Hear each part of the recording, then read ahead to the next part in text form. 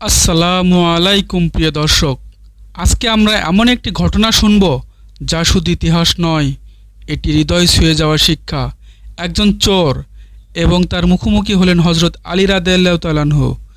কী হলো তার অপরাধ শুনে আপনি বিস্মিত হবেন। হজরত আলী রাদিয়াল্লাহু তাআলা ছিলেন চতুর্থ খলিফা, নবীজি সাল্লাল্লাহু আলাইহি সাল্লাম এর জামাতা এবং ইসলামের একজন শ্রেষ্ঠ সাহাবী। তিনি ছিলেন জ্ঞান, বিচক্ষণতা এবং দয়ার একজন অনন্য প্রতীক। আজকের ঘটনা সেই মহত্বেরই একটি বাস্তব নিদর্শন।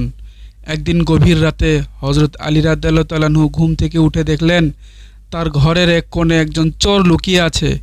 তিনি চুপচাপ তার দিকে তাকিয়ে এগিয়ে গেলেন।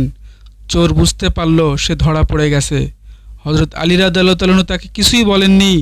তিনি শান্তভাবে জিজ্ঞেস করলেন, তুমি কি ক্ষুধার্ত, নাকি তোমার কোনো প্রয়োজনে এসেছ?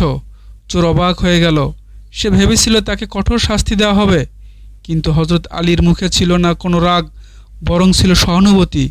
চোর বলল, হ্যাঁ, আমি 3 দিন ধরে না খেয়ে আসি, কোনো কাজ নেই, কেউ সাহায্য করে না, তাই বাধ্য হয়ে চুরি করতে এসেছি। হজরত আলী রাদিয়াল্লাহু তাআলা আনহু মৃদু হেসে বললেন, চুরি করে না খেয়ে বাঁচার চাইতে হালাল রুজির জন্য চেষ্টা করাই উত্তম।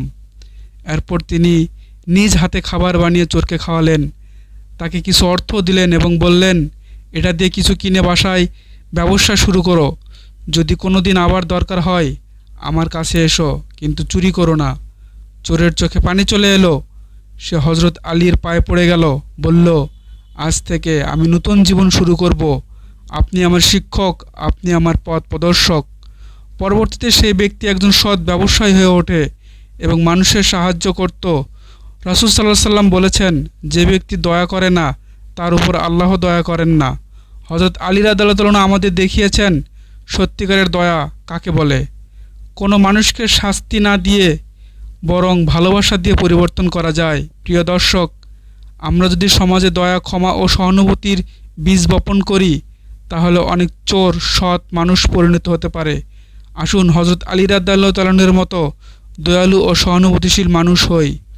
ভিডিওটি ভালো লাগলে লাইক দিন, শেয়ার করুন এবং সাবস্ক্রাইব করতে ভুলবেন না। আল্লাহ হাফেজ।